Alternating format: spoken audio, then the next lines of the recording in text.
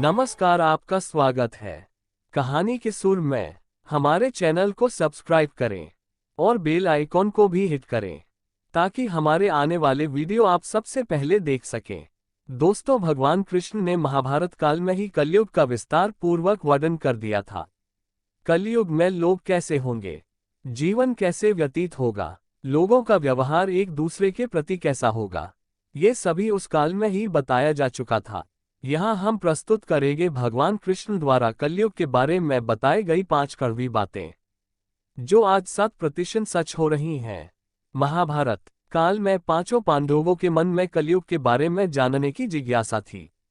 उन्होंने एक बार भगवान कृष्ण से पूछा कि कलयुग में मनुष्य कैसा होगा, लोगों के विचार कैसे होंगे और मोक्ष की प्राप्ति कैसे होगी। ये प्रश्न सुनकर भगवान कृष्ण ने 5 पांडवों को वन में जाने के लिए कहा और ये भी कहा कि जो कुछ भी तुम वहां देखो मुझे विस्तार में आकर बताना। 5 भाई वन में जाकर वापस आए और भगवान कृष्ण को क्या बताते हैं, चलिए जानते हैं। युधिष्ठिर ने एक 2 सूंड वाले हाथी को देखा और वो बहुत आश्चर्यचकित हो गए।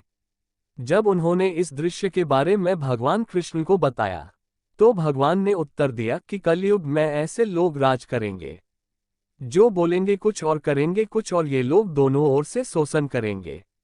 भीम ने देखा एक गाय को जो अपने बच्चे को इतना चाट रही थी कि बच्चे का खून निकल आया। भीम ये देखकर दंग रह गए और भगवान कृष्ण से उसका अर्थ पूछा। कृष्ण ने बताया, कलयुग का मनुष्य अपने बच्चे से इतना आसक्त होगा, ऐसी ममता के कारण बच्चों का विकास ही रुक जाएगा।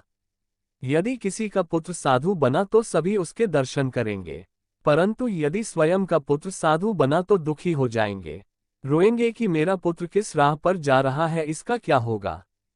कलयुग में लोग बच्चों को मोह माया और परिवार में ही बांध कर रखेंगे और उसका जीवन वही नष्ट हो जाएगा।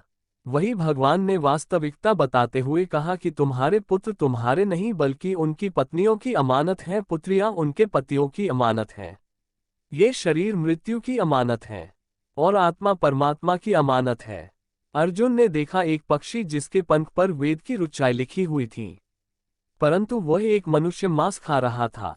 यह देखकर अर्जुन हैरान हो गए। इस पर भगवान ने बताया कि कलयुग में ऐसे लोग होंगे जिन्हें विद्यमान कहा जाएगा, किंतु उनकी मंशा यही होगी कि किसकी जल्दी मृत्यु हो और उसकी संपत्ति को अपना लिया जाए। व्यक्ति का औहदा चाहे कितना बड़ा होगा, परंतु उसकी दृष्टि दूसरों की संपत्ति पर ही रहेगी। ऐसे लोग बहुत होंगे जो दूसरों के धन को छीनने के लिए उतावले होंगे। वास्तविक संत तो कोई कोई ही होगा। नकुल ने देखा कि एक भारी चट्टान पर्वत से गिरी, बड़े से बड़े वृक्ष भी उससे नहीं रोक पाए, परंतु एक छोटे से पौधे से टकराकर वह चट्टान वहीं रुक गई। इसका अर्थ बताते हुए भगवान कृष्ण ने कहा कि कलयुग में मनुष्य की बुद्धि क्षीण होगी, उसका जीवन पतन होगा और इस पतन को धन या सत्ता के वृक्ष रोकने में सक्षम नहीं होंगे, किंतु हरिनाम रूपी एक छोटे से पौधे से मनुष्य का जीवन पतन होने से रुक जाएगा। हरि कीर्तन से मनुष्य की बुद्धि प्रबल होगी। सहदेव ने वन में अनेकों कुएं देखे, जिनमें से केवल बीच का कुआं खाली था, जो कि सबसे गहरा था। कृष्ण ने इसका अर्थ बताया कि कलयुग में धनी व्यक्ति अपने शौक के लिए पुत्री विवाह में, उत्सवों में, बहुतायत में धन खर्च करेंगे, परंतु यदि किसी भूखे को देखेंगे तो उसकी सहायता करने में किसी को कोई रुचि नहीं होगी।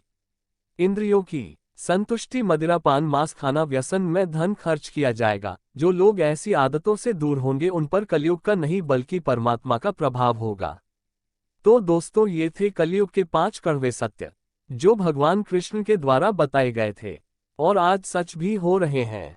हम अपने आगे के वीडियो में भी चर्चा करते रहेंगे भागवत गीता, रामायण, पुराणों के अन्य तत्वों की। आपको हमारा आज का वीडियो कैसा लगा, हमें कमेंट करके बताएं और वीडियो को शेयर भी करें और हमारे चैनल को सब्सक्राइब जरूर करें ताकि आने वाले वीडियोस को भी आप एंजॉय कर सकें। हरे कृष्णा।